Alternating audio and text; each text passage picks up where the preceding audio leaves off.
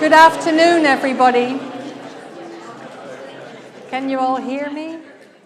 Am I too loud? Not loud enough? Can you hear me in the back?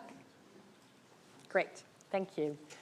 Good afternoon. My name is Simone Buitendijk. I'm Vice Provost Education at Imperial College, and it's my absolute pleasure to welcome you to the inaugural lecture of Professor Martyn Kingsbury. It's really wonderful you're all here to see so many familiar faces, some new faces, and I know you're all really interested in higher education. And as all of you know who've either had a wonderful workplace or even better are in a wonderful workplace right now, when you start thinking about why that workplace is so amazing, it's almost always the people. And for me, Martyn, and I'm saying this without any exaggeration, is one of the people that has made my time at Imperial so far absolutely amazing. He's a great friend and colleague and someone that you really want on your team, who makes things happen, who has vision and drive, and who is just a great colleague to have around. So it's a great pleasure that today he's going to give his inaugural lecture as the first Professor of Higher Education at Imperial College London. And we're going through a lot of change at the college, and Martyn is absolutely at the heart of that. We're moving towards much more evidence-based learning and teaching, and many of the colleagues from Imperial in this audience now are very heavily involved in that and are gearing up together with me and Martyn and the rest of the central team to start teaching our students in ways that are truly evidence-based, that prepare them for the 21st century, and that move away from some of the ways of teaching that we've all been very familiar with, but may actually not be the best ways of learning. And it's always been fascinating to me that research-intensive universities, where people are so used to thinking about research as a basis for decision-making, are gathering evidence for lots of problems in the world, haven't traditionally applied that same rigor of thinking to their teaching. But that really is changing, and it's not just changing here at Imperial, but it's also changing in other places in the world. So part of what we're doing here is also being part of a network, so this truly can be a global mission. Because I think that our students truly deserve to be trained in the way that prepares them to be the global leaders of tomorrow. And we all know our world really needs leaders because we're not in great shape. And we can't solve any of our global challenges, and there are very many, without collaboration, without multidisciplinarity, but also without actually thinking about science and facts and how to change culture, how to change people's behaviors, how to work in teams. And if we don't train the brightest minds and the best students who come to places like Imperial College in actually doing that, we're losing huge opportunities to change the world. And I know all of you here in this room today are in your jobs not because you want to make enormous amounts of money, although of course money is nice to have, but you're really in your jobs like Martyn and I are to change the world and to make sure we're making a difference and we're really doing something to further humanity. And for me, one of the biggest challenges and biggest tasks and possibilities for higher education is really to have a global impact. And to do that in a way that's good for students, that's also good for our teachers, that creates a community where we all can feel empowered and seen and heard and part of a bigger whole. That's really what our learning and teaching strategy is about. So in the course of the next 5 to 10 years, because this is not a short project, we'll be moving away from primarily lecture-based teaching to much more interactive pedagogy. So when we're building new spaces, they're not going to look like this, because we actually want our students to be able to work together and to work in groups as we're in the lecture theater together with them. For teachers to walk around and interact with the students as they're working on real world problems. And to do that right, you need people with exemplary pedagogical insight. And Martyn is absolutely the leader in that at Imperial. So it's absolutely deserved that has become our first Professor of Higher Education. And what that also does is it shows other people who are thinking about career potentials in teaching to have a role model and to see that it's actually possible to reach the highest level of academic status and impact, not through stellar research per se in their topic area, but also through education, innovation in education, and then of course researching the evidence and making sure that how we change our teaching is actually the best way to do it. So this is also the first official day of our new Center for Higher Education, Research and Scholarship that Martyn leads, and that will attract hopefully more and more bright minds. We've just hired a new associate professor and 2 research associates, and I know that this group is going to be growing over the next few years. We're working together with universities in other parts of the world, in Europe and North America, and Martyn has ties in Japan. So it's really exciting to become a hub for this kind of thinking. So the importance of CHERS, I think, in our learning and teaching strategy cannot be underestimated.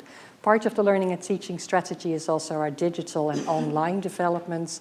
And as we do with everything in education, it can never be a fad. We don't want to do it just to look hip and cool. We want to do it because we want to see where digital and online technology actually can improve the community building, can improve collaboration, can improve learning.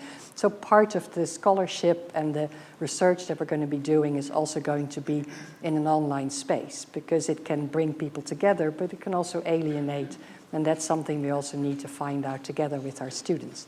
And that brings me to one of the final points I want to make. We have absolutely amazing students at Imperial. And Martyn is very connected to many of them, and we want to draw them in, truly use them as partners in what we're trying to develop. Martyn's been heading a unit for years that actually trains our own teaching fellows. So many of our existing teaching fellows at Imperial have a master in higher education or a diploma or a certificate. So there's a vibrant community here that I know is going to be very visible and vocal and is going to take a leading role in the world. And I think truly with Martyn's appointment and everything we're trying to do here, we will at Imperial establish a name for STEM B research and evidence-based teaching in STEM and business topics. And I'm very proud that today we can sort of kick that off, or maybe if you wish, celebrate and bring it to a new level.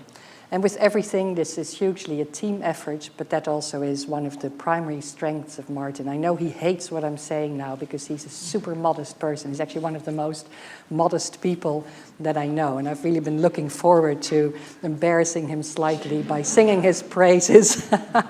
But Martyn, like no one I know, is really a team player, so I know he can bring this team together around everything we're trying to achieve and help us change the culture into a strong, very community-focused culture that both makes teaching a lot more pleasurable and effective and good, and also brings our students to different levels of learning that I think they really deserve.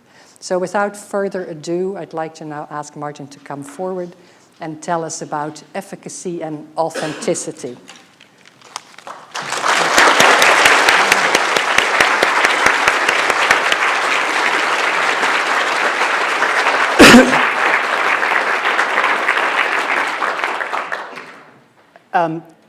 Thank you very much, Simone. You were absolutely right. I am squirming with embarrassment, and I don't usually talk in these circumstances. It's the first time ever anyone's queued for a lecture. A few times they may have queued to get out, but never to get in. So thank you very much for coming, especially those that have travelled considerable distances and made considerable effort. And it's really gratifying for me to see so many people here. I'm not taking any credit for that, but I think it's really important because I think it's a real sign of the changing institutional culture here at Imperial. One, that I'm here giving this a talk, and even more that you're all here listening to it. So I will do my best to try and live up to that. But I fear I'm not sure I'll be able to make all of Simone's warm words true. So I'm going to start off in good educational style by telling you what I'm going to tell you with a bit of signposting. A couple of people have already said that they weren't sure what the title meant. And so what I'm going to try and do this afternoon is to talk a little bit about my own journey, because I've had a journey that's crossed paradigms. I started off life as a research scientist in biology, and I've crossed from that very positivistic paradigm into education. So I'm going to start the first bit of the talk talking about my journey, not covering every bit of research I've done or every person I've worked with, but trying to pick out some common themes that I think might make some sense to how I ended up here today. And I then want to use that as a way of sort of introducing CHERS and my sort of vision for what that might become in time. And I know probably the politer way to refer to it is a sort of portfolio career, but I really see myself as a mongrel. And I mean that in a very good sense. So you can decide which dog represents which, but I come from a sort of maybe what is seen as a very sleek, aggressive world of science, and I've moved to the slightly fluffier world of education. But the thing about mongrels is they're not one thing or the other, but if you get a good one, they're the best of both. And often they're the ones that are most resilient and most resistant and most adaptable. I'm not sure I can claim all of those things, but I'm hoping that by crossing the paradigms, I've used the best of both worlds, and I'll try and tell you a little bit about that. Also, I want to be clear that as with any academic career, it's all based on collaboration, and anyone who thinks they get anywhere on their own is probably deluded. If you're not at least communicating and talking to others, then probably what you're doing is not that relevant. But when you're talking about the sort of work I've done, it's all been incredibly collaborative, and there are huge numbers of people that deserve recognition and thanks for helping me get where I am. Some of them figure in this talk. There are an awful lot more, many of whom are sitting here today, who aren't necessarily in there directly, but you all deserve recognition and thanks. And if you're not here, it's not anything personal. It's just because I haven't got that much time and I can't possibly mention all the people that have helped me, but hopefully I'll be able to thank you in person at the end. So the other traditional thing to do with these things is to embarrass yourself by showing embarrassing photos. So I thought I'd start at the very beginning of my existence, my first reality, and I didn't really show very much inclination towards a career in academia or science. I came from a very working class family in rural Devon. There was no expectation of university. There was no history of science or technology in the family. But what they did provide was a very supportive environment, and they brought me up in a way that I could believe I could do anything if I put the work in. And that gave me a sort of personal self-efficacy that enabled me to try lots of things. As it happened, my career as a cowboy or as a soldier didn't really pan out, but I am where I am. The other thing in looking at these photos, I've discovered a little bit like Ant and Dec. My brother and I were always positioned in the same relationship to each other. Pretty much every photo that I came across. So again, some more embarrassing photos. This is primary school, my first educational experience.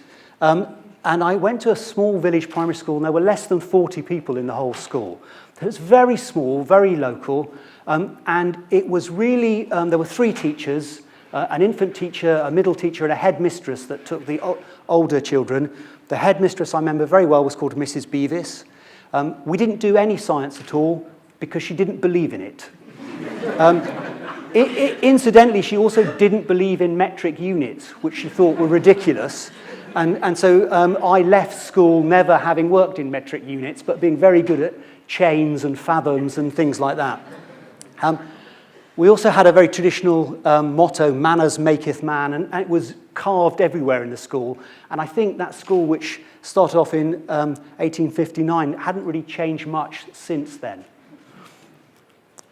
The other thing, when I was looking at those photos, I discovered that my mother, for some reason, had kept every single school report that I'd ever had. And I had quite a traumatic time looking through some of those school reports, and I picked out a quote.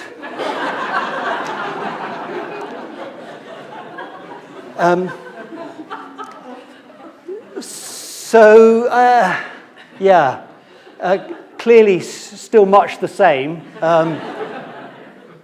Anyway, so that was my first educational reality. And again, science didn't figure in it at all.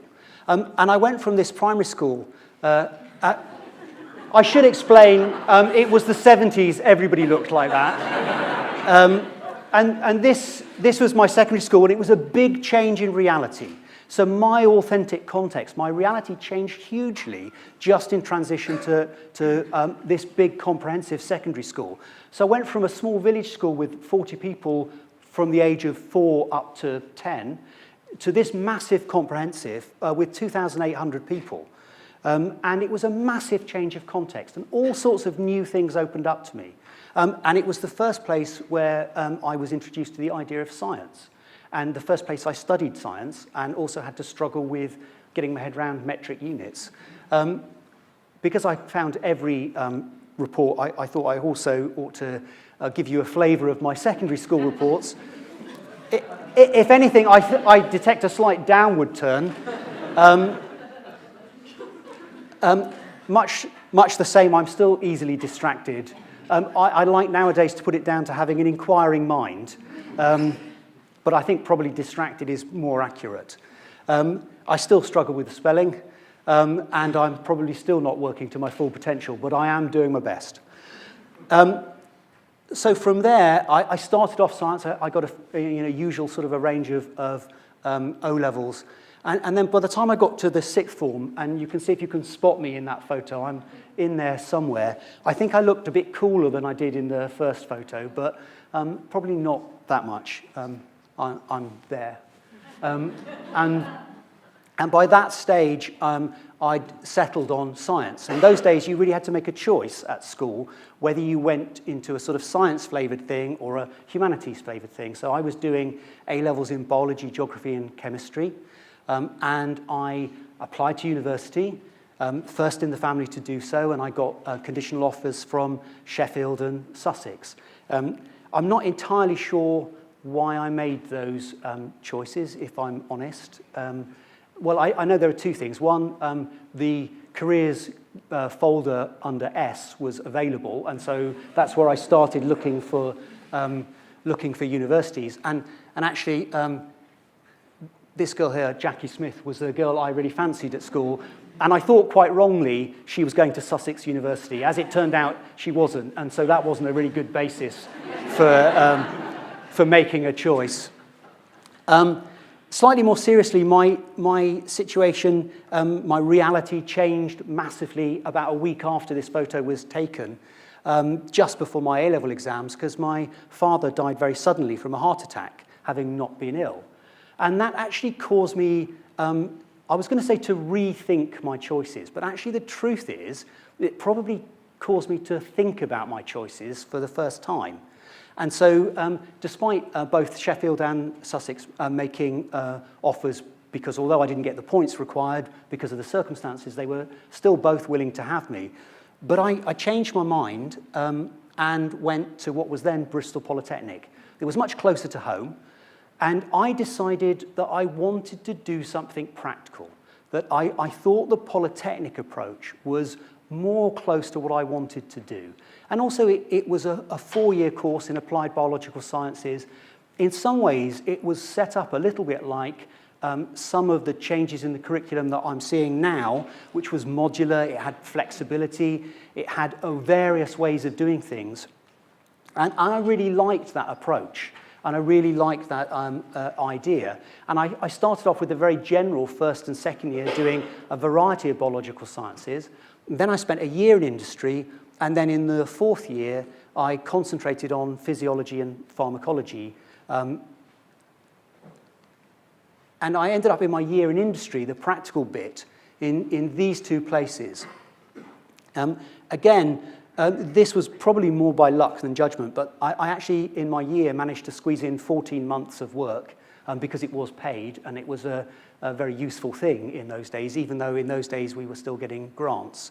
But I spent the first 7 months in the Veterinary Investigation Centre in Gloucester, joining what was the analytical biochemistry department, where I was supposed to be shadowing people and doing some research. So maybe my first experience of research. But those days there were times of government cuts, and I joined the department of 3 people to shadow, and 2 weeks later I was the department. So I was doing all the analytical biochemistry for the vets in the area, and I was also doing projects. I did 2. One looking at trying to measure zinc in hoof and horn samples, which included lots of work with really strong acid, which was quite good fun, and some work going out with farms, taking liver samples from cows and working out whether they would be, whether we could produce a biochemical test from blood samples to predict fatty liver syndrome, which cuts productivity, milk productivity. And then my second placement was in the Forensic Science Service up in Wetherby. I'd arranged what I thought was a really cushy placement on a Royal Navy minesweeper going around the Mediterranean looking for clouds of plankton. But unfortunately, that got scuppered by defence cuts. So I ended up in the Forensic Science Service.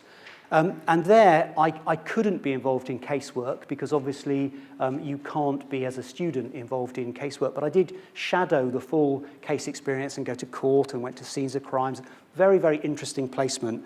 And I did a second bit of research, this time looking at trying to predict fibre transfer from footwear. Again, sort of more interesting than it sounds, actually. So I spent a whole year, in fact, just over a year, doing real science in the real world, although reals in quotes because it was both in the Home Office. And if it taught me anything, it was that if I was going to do science, it shouldn't be in the Home Office. Because it was a very restricted, very hierarchical world and didn't suit my sort of highly distracted nature at all. And it was that point when I thought for the first time about whether I should consider doing a PhD and putting off going in the real world for as long as possible. And that led me here to the University of Bath, where I did my PhD on the cardiovascular effects of chronic administration of atenolol and nitrendapine given alone and in combination. And I had, this again was, I was still looking for the practical, and this was a case award with what was then ICI Pharmaceuticals. And again, I also was looking at a practical in terms of my own sense of what was important and real, in that I wanted to do research that I thought might have impact. And although I wasn't really on a sort of quest to solve heart disease, given that my father had died from heart disease, I wanted to be doing something that I thought might make a difference. And I had 3 really good supervisors, Tony Draper, who sadly died last year, Peter Redfern and Martin Todd, my supervisor from ICI. And I'm really pleased that both Peter and Martin are here. So thanks very much for coming. And in lots of ways, you sort of started off this process. And as with most of us, the PhD is the time when you first start thinking as a researcher. And indeed, it's the first time I taught with, as many of us do, working as a GTA in undergraduate pharmacology laboratories. I don't want to say very much about the research, but I did want to point out just one thing. So this was right from the early part of my thesis, and I was trying to work out what methods to use to examine the vascular reactivity of these drugs and their interactions. And with pharmacology, it's one of those sciences where you can control most things. And I tried everything from sort of isolated vessel experiments in an organ bath, which are relatively easy to control, and they're very predictable and they give good predictable data, but they're quite removed from the real world.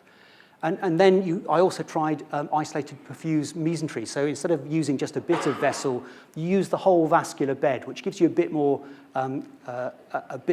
sensitivity, a different set of results, but still quite removed from the real world. And I ended up using an in situ blood perfused mesentery technique. And the single graph that I'm going to show you, 2 things noteworthy. First, so this is the response of the vessels from stimulation of the nerves that run alongside in the perivascular fat. And so it's looking for the endogenous sort of response. And even though these vessels, and the difference here is these mesenteric vessels are in Krebs, so they're still in situ, they're still perfused in the same way, but not with blood. So that one simple thing of moving a bit further from life and putting blood in massively changes the level of response. Sadly, it also massively changes the complexity of things and makes life a lot harder to interpret. The other thing noteworthy in this graph is it comes from the days when graphs were made with electroset and rotoring pens, and so things have changed a lot since then. Although Martyn, who was my industrial supervisor, wasn't involved in the day-to-day supervision of my work, I did spend some time up at ICI in their research facilities at Alderley Edge, and he was really influential thinking back in two areas. The first and most obvious is a conversation about what I wanted to do after my PhD when I decided slightly out of the blue that I wanted to go to Japan. And Martyn, rather than sort of poo-pooing the idea, was supportive and made me think actually it was worth having a crack at that. And then he did a lot more than that because I was filling the forms out, and in those days it was a Royal Society JSPS fellowship, and they were quite prestigious. And in the form, you had to have a reference from a fellow of the Royal Society. And I didn't know any fellows of the Royal Society as a PhD student. So I went to Martyn and I asked, did he know any? And there were a couple in ICI, one of whom I knew very slightly because his daughter worked in the same lab as I worked in ICI, and he'd worked as part of ICI himself, a chap called Brian Newbold. So I asked Martyn if he could ask Brian if he would write me a reference. And Martyn said, no, actually he did ask Brian, but Brian said, actually I'd be happy to write a reference, but I'll ask Jim to do it. I had no idea who Jim was, but Jim turned out to be Professor Sir James Black, who just won the Nobel Prize for inventing beta blockers and antihistamines. And so that conversation almost certainly led to what was a very smooth application to go and study in Japan. I spent 2 years actually in Sendai in northeast Japan, and a little bit more pharmacology. I was working on this compound, KRN2391, which was a novel putative vasodilator that was being developed for use as a coronary vasodilator for use in angina and heart failure. And in my time in Japan, one of the reasons I wanted to work in this laboratory in Sendai at Tohoku University was because they had really interesting methods. And so I was using a series of methods where you were blood perfusing sections of heart in order to try and dissect out what the pattern of drug action was. You know, how much did it influence the coronary vessels? How much did it influence the cardiac muscle? Did it influence contractility? All sorts of things. And you ended up producing these diagrams up there, which sort of are a spectrum of activity. And actually, this is the spectrum from the drug. And as you can see, it wasn't really very different from nicorandrol or pinacidil, and that's really why, in scientific terms, this work was a bit of not a failure. It was very interesting, but it didn't get published because companies don't publish this sort of data that says their new drug isn't really different from the drugs that are already on the market. And that was the first time I'd come across that, having spent 2 years working on it, suddenly discovering that for other reasons, it wasn't going to appear much on my CV.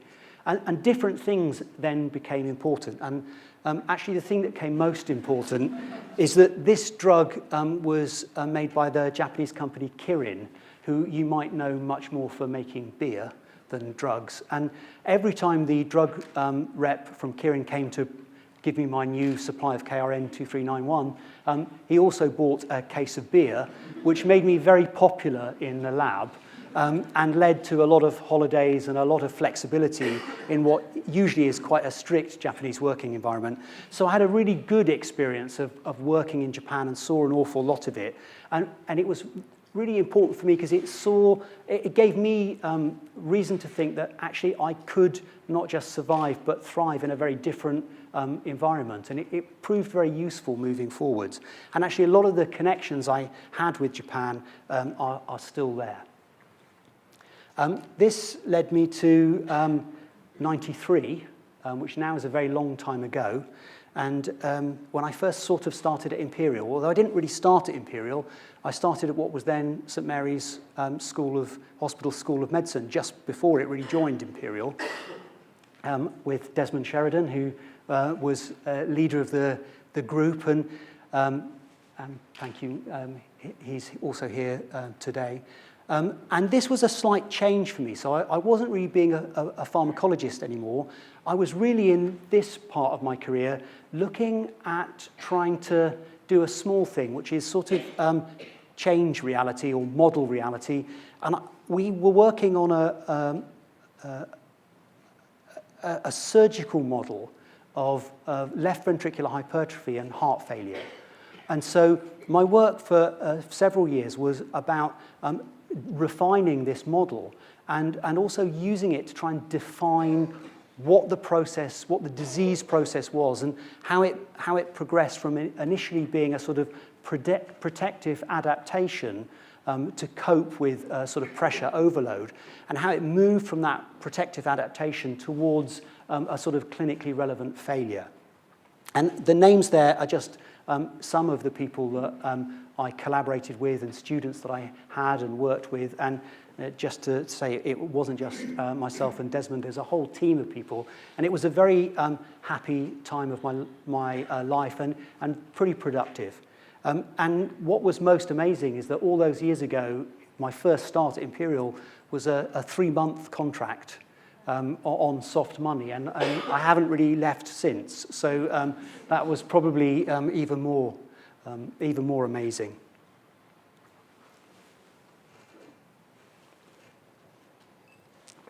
So that was the sort of end of my tour through the science bit of my career, the sort of Doberman bit of my career. And I just thought I'd go back to the title and think about efficacy and authenticity. So in that part of my career, really in pharmacology, there isn't really a consideration of authenticity. There's an assumption that there is a single real world that is believable and provable, and everyone thinks the same thing, and it's something at best to be controlled and manipulated to manage experiments. Efficacy, on the other hand, there's several different ways of thinking about efficacy. So in a strict sense, from a pharmacological sense at least, a drug's efficacy is the maximum response that is achievable. It's the maximum thing it can do.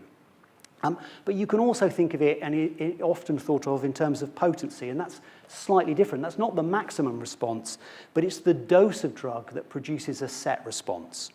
Or you can think of it in terms of therapeutic effect. What amount of drug do you need to make a real difference? So even in a hard sort of positivistic science like pharmacology, something as straightforward as drug effect is not that straightforward. And actually, whether you're talking about efficacy or potency or therapeutic effect, none of those things really necessarily explain how effective it is in practice.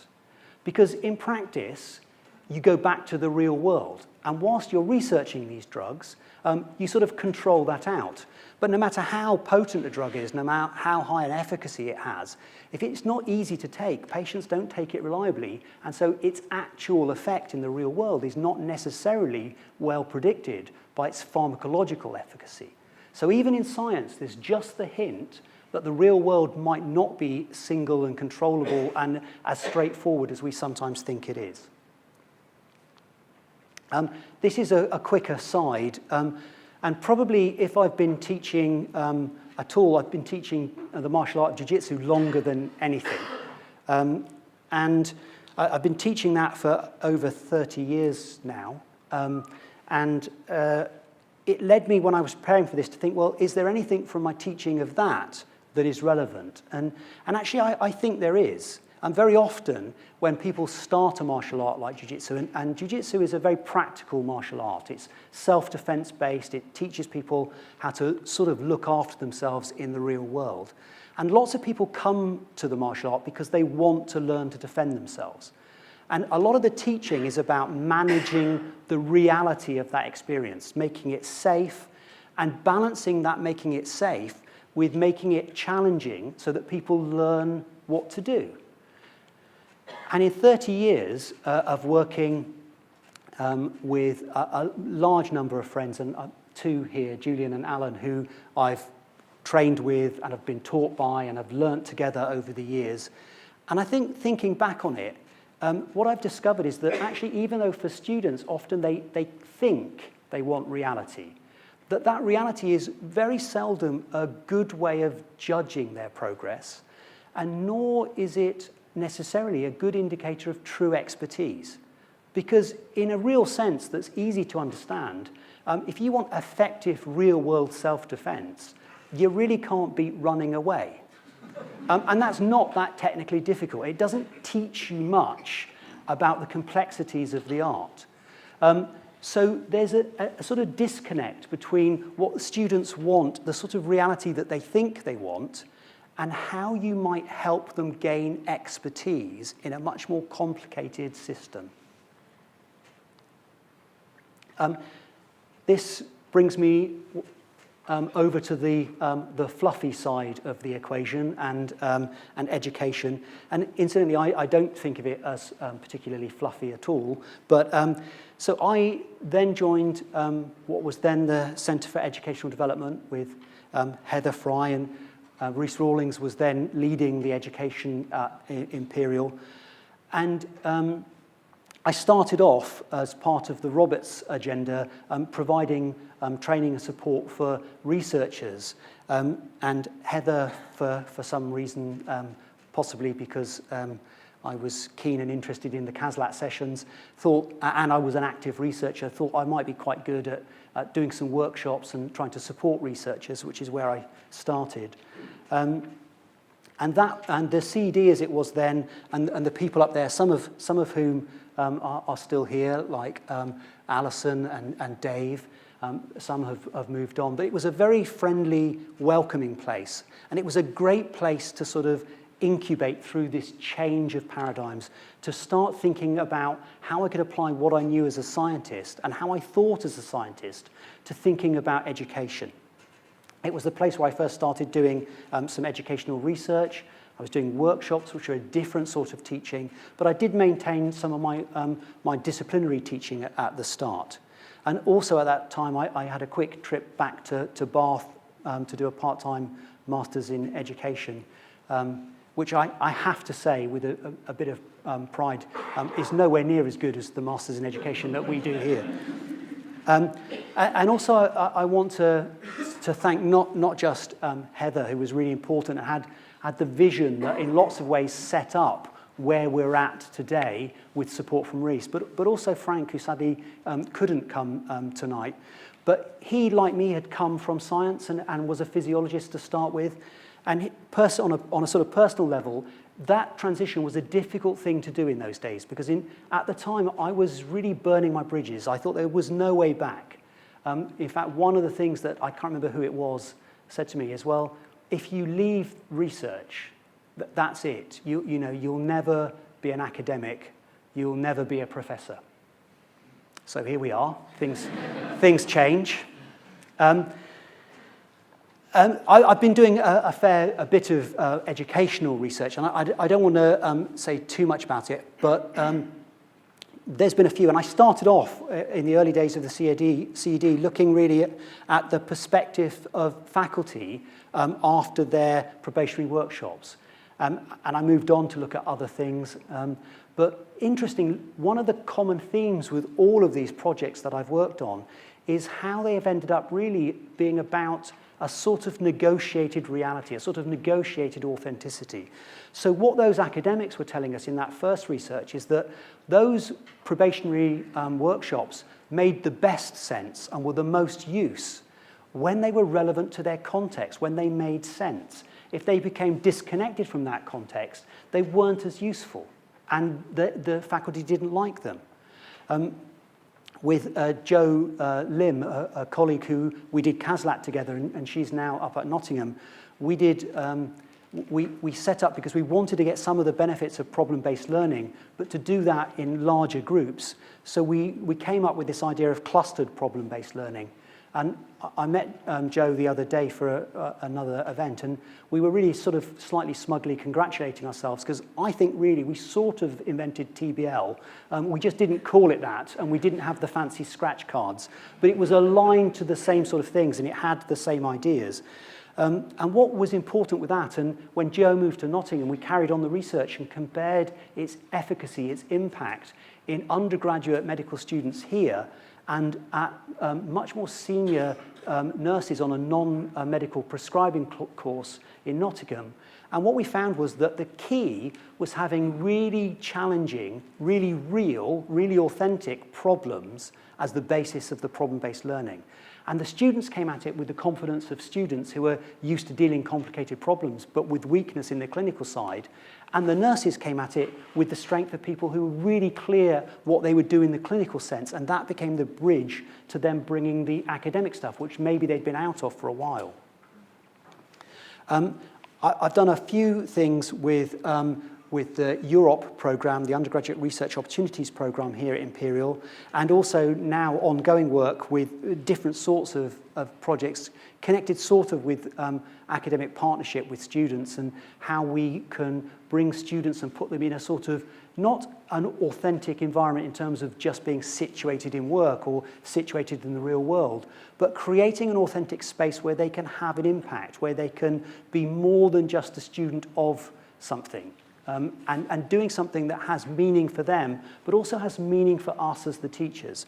And in Europe, there's a good example of that. And when Europe projects work best, it's because the project has meaning for the supervisor. It's a real project that they want to do. And that allows the student to have a real research experience that's not conflated with things like assessment or timetables or all of those pressures that students are normally under. And it's that sort of negotiated authenticity that makes for such a powerful learning experience.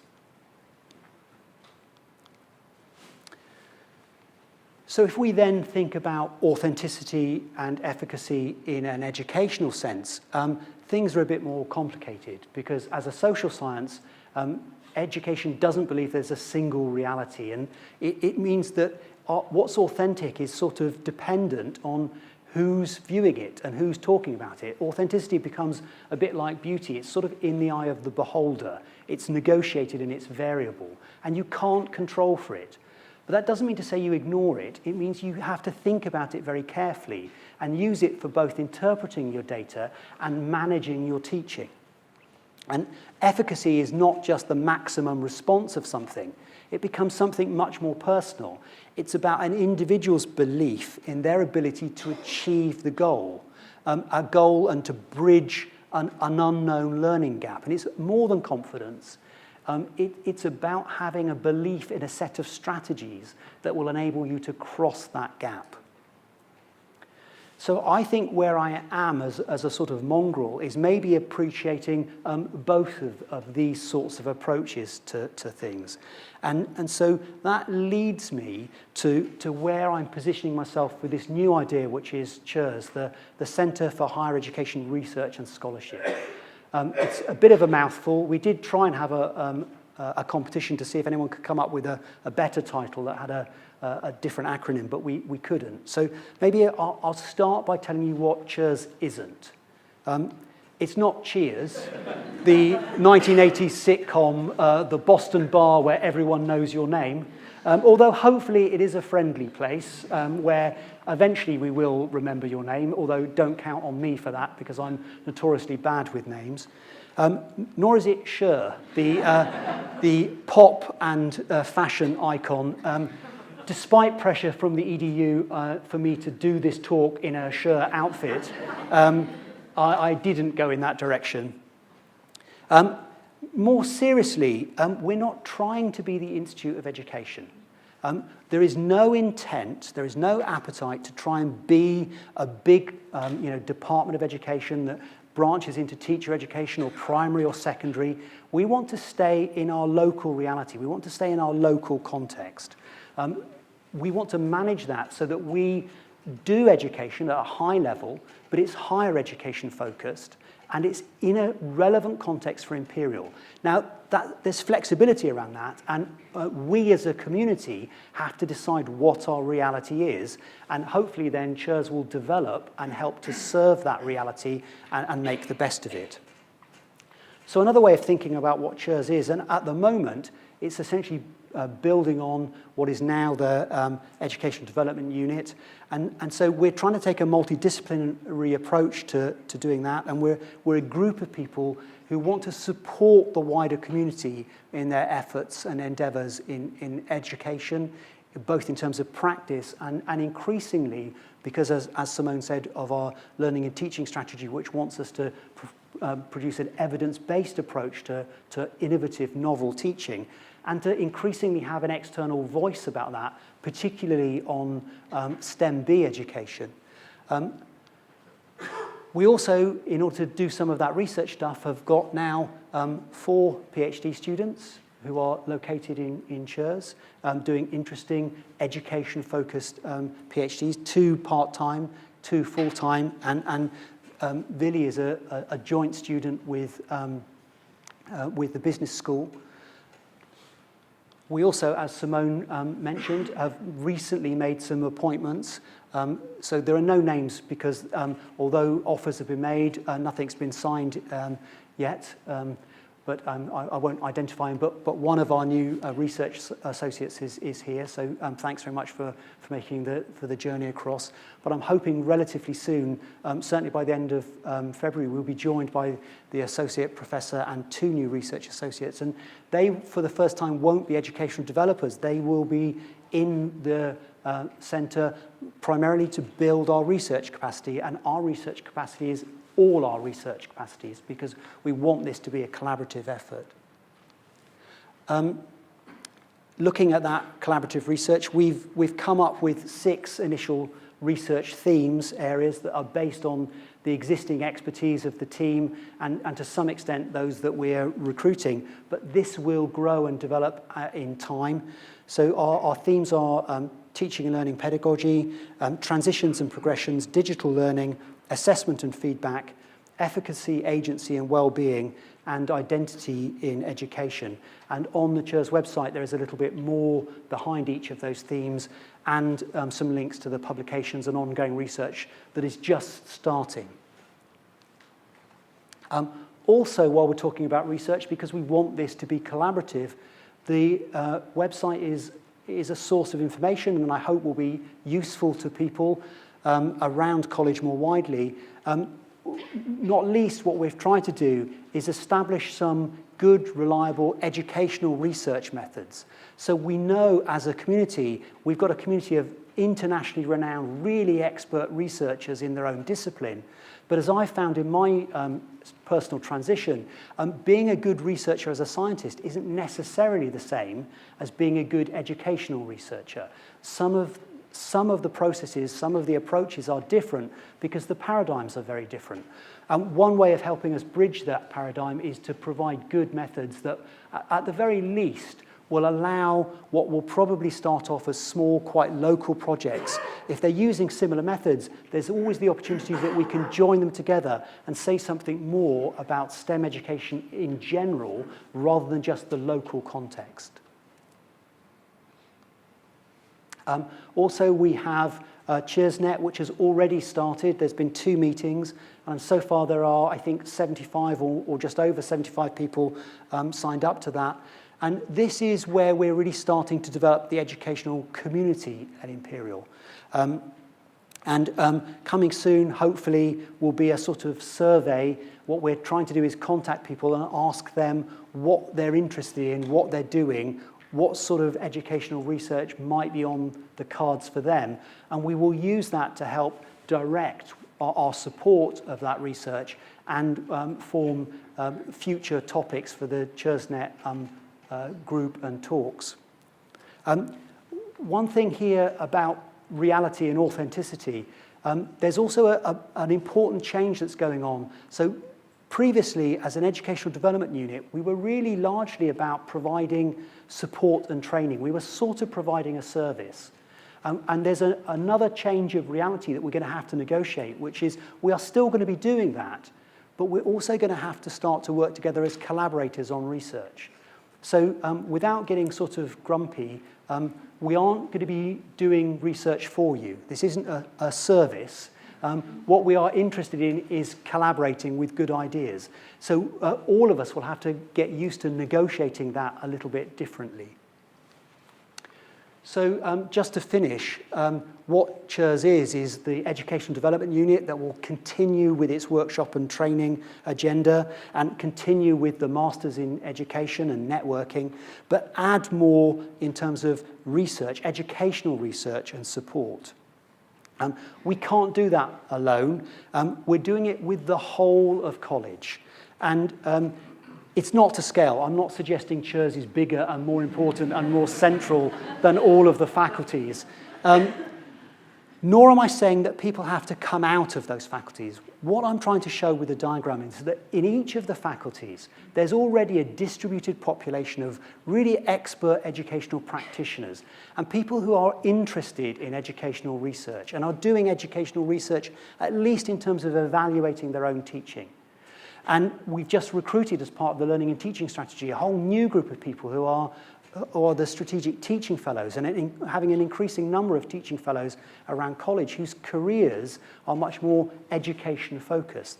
So CHERS is about taking those people not out of their faculties, not out of that useful disciplinary context, that disciplinary reality and authenticity, but helping them move into a sort of space beyond that, where we can facilitate interaction, between those groups of distributed educational expertise and try and make the best of it.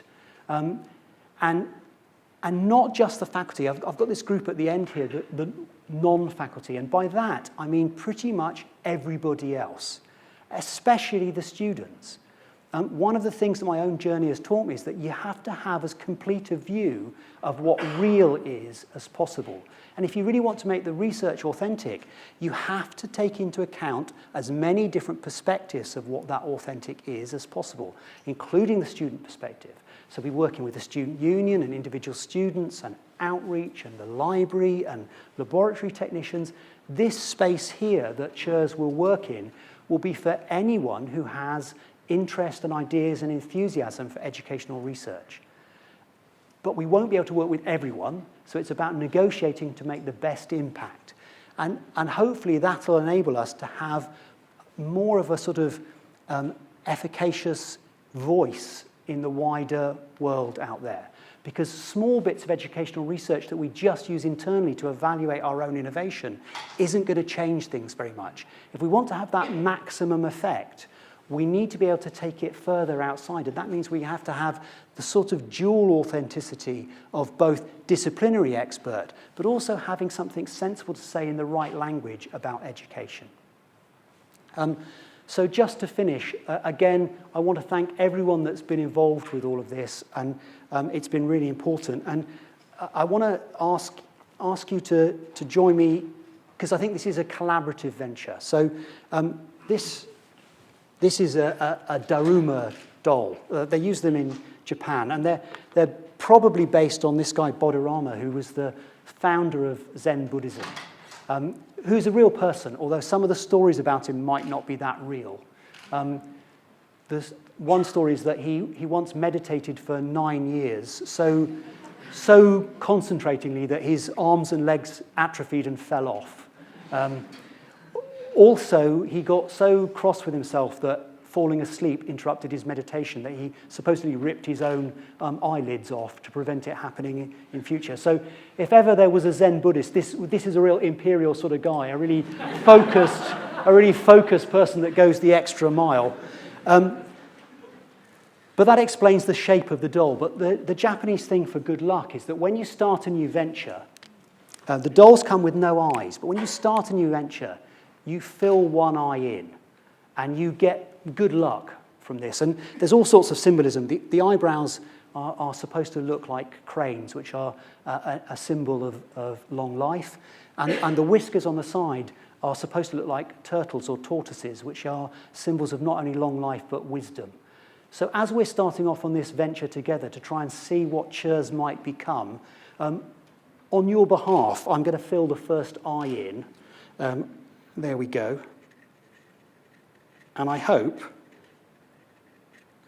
over the coming years, we will fill the other one in as we become more outward-looking and have an ever greater voice in STEM education in the UK and hopefully beyond. So thank you very much.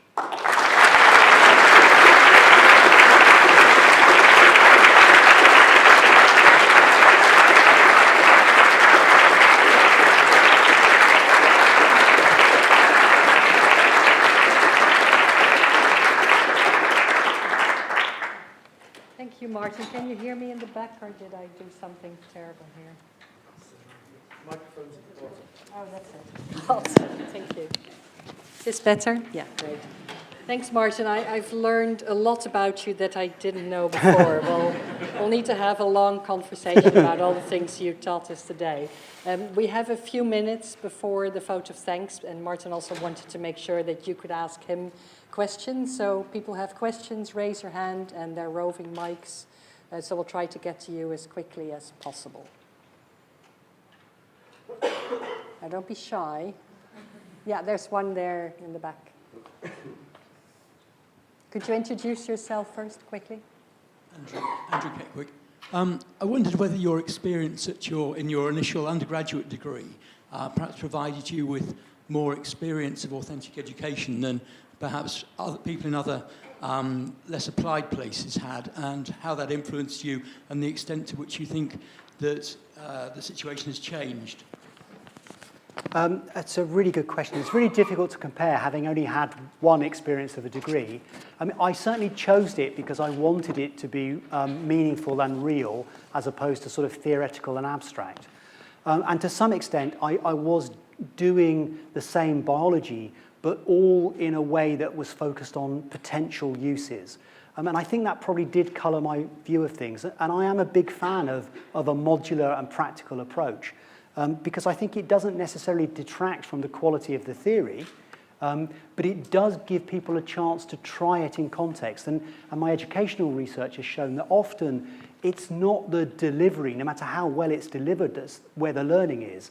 The learning is engaging in that partial understanding, and that's much more powerful if you do it in a context that makes some sense. So I think it inevitably has influenced how I think, but I couldn't necessarily say it was better or worse because it's the only way I know. Any more questions? There's one gentleman there. You explained your practical work, which was the most fascinating aspect of all your talk. Which the physiology of doing this microphysiology. Can you explain more about how you did it and what made you do it? It's now so long ago that I probably can't give you that much more detail how. No. But what I can say is why I did it. I liked the challenge of the practical technique. Actually, from my early report days, I never really saw myself as being very academic. But I was interested, and I did like the challenge, and I liked the challenge of complex physical techniques. So with the scientific research, in lots of ways, setting up something like an aortic ring experiment in a gut bath is relatively easy to do. And it gives good producible data, but it's not very nuanced data. And the challenge of doing something like the in situ blood perfused mesentery or the perfused heart preparations, or the surgical model of left ventricular hypertrophy, there's a sort of joy in the technical expertise of overcoming those physical challenges.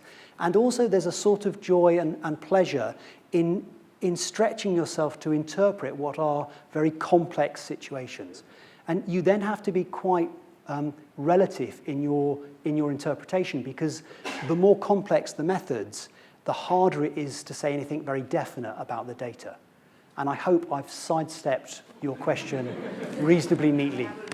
May I have an added question Really brief, You said please. you were stimulating the nerves. How did you do that? At what level was it? Oh, I did it by using very simple platinum electrodes that were placed around the vessels, and you do a sort of frequency response curve in the same way as you do a dose response curve, and you stimulate the local nerves that run through the sort of perivascular tissue, and that was the sort of endogenous stuff. So very simply, it was just platinum electrodes placed around the vessel. There's more time for in-depth discussion Yeah. during Although probably drinks not break. about perivascular stimulation, if I'm honest. Whatever. I think this is a good time to introduce to you Professor Jane Safel, who's going to give the vote of thanks. She's Deputy Principal Education at St George's, University of London, but she previously was at Imperial, knows Martyn from her Imperial time, and we're very pleased that she's coming back here for this vote of thanks. She was at the Faculty of Natural Sciences, then moved to Faculty of Medicine, and her last role here was Associate Dean there. So you've always been very, very interested in education and the quality of it. So would you please come forward and give your vote of thanks?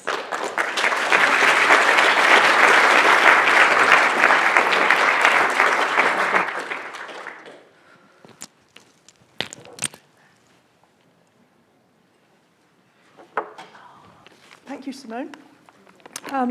So Martyn, on behalf of this audience of family and friends, colleagues, and also a lot of fans, I'd like to thank you for your very inspiring lecture and for sharing your journey from cardiac scientist Doberman, although nobody could ever see you as a Doberman, to Imperial's first Professor of Higher Education, which I think we'll all agree is not at all fluffy. And of course, your vision for this new centre for higher education, research and scholarship.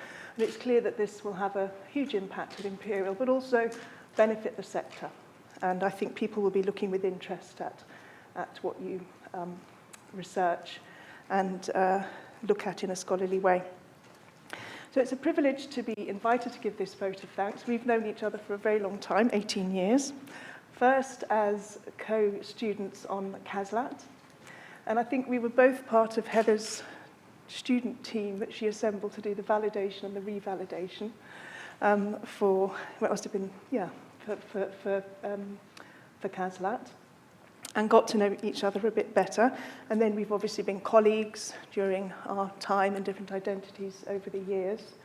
You were also my NEd supervisor, more of that later, and of course a friend. So a very kind and generous friend, and I'm sure the same for many of us here that we would recommend.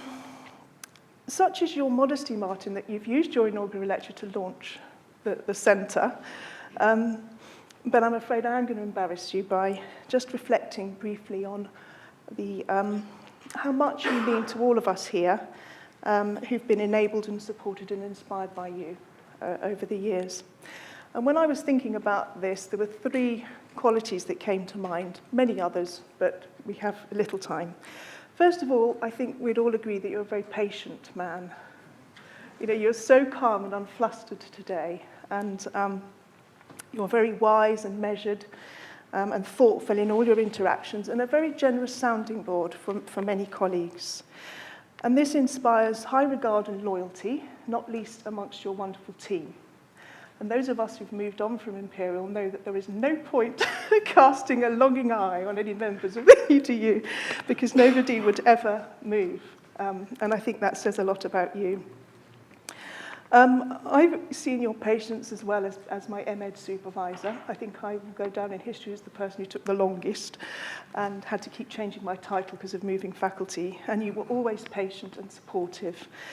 And you never get cross about my asking you whether your taekwondo or tai chi is going well. And you just gently remind me that it's jiu-jitsu, and you never get inflamed about that, so that's wonderful. The second quality is passion. Martyn might not come across as passionate, but he has a deep...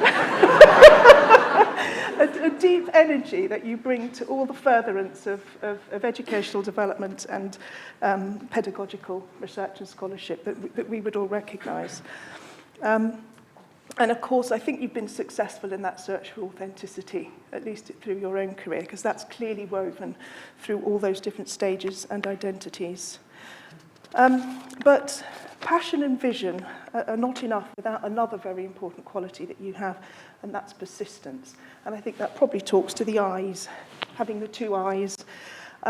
You have the vision, you paint the picture, and then you make sure that you pull people along to realise that vision, to have an end product. So the transformation of the MEd when it was restructured, the development of the Advanced HE accreditation scheme, all of the curriculum transformation and helping with the learning and teaching strategy.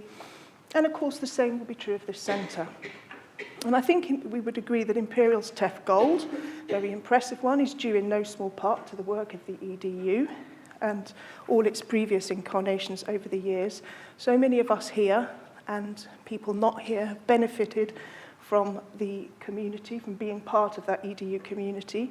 And I know that you include yourself amongst the people who've benefited as a Cas Latia all those years ago. And so finally, Martyn, I'd like to thank you not only for this wonderful lecture, but also for all you've done over so many years to advance teaching and learning and pedagogical insight at Imperial. For so many of us here today, and the many others who were unable to come. So we'd all like to wish you all the best for the adventures ahead, and say thank you, Martyn.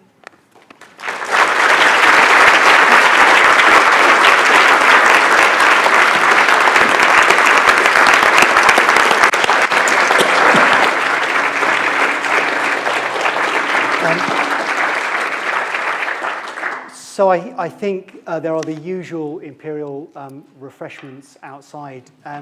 And just in case you thought any of the EDU team were making notes, I discovered actually they've been playing bingo based on the usual phrases that I say. So I don't know whether anyone's actually won, but I'm sure there's lots of things that I didn't put in today that I usually do. So sorry that the bingo didn't work. So I hope we can continue discussions outside with wine and I want the food. last really few words, because I know you all want to congratulate Martyn and talk to one another, but I also want to thank Jane Sefell for this wonderful photo. Thanks all of you for being here. But last but not least, I want to thank Martyn for all his work in the last decades at Imperial, and we're thrilled you're going to take on this new role, and we all know you're going to do a fabulous job. So thank you all for being here, and let's go outside and continue congratulating Martyn and celebrating this wonderful achievement. Thank you very much.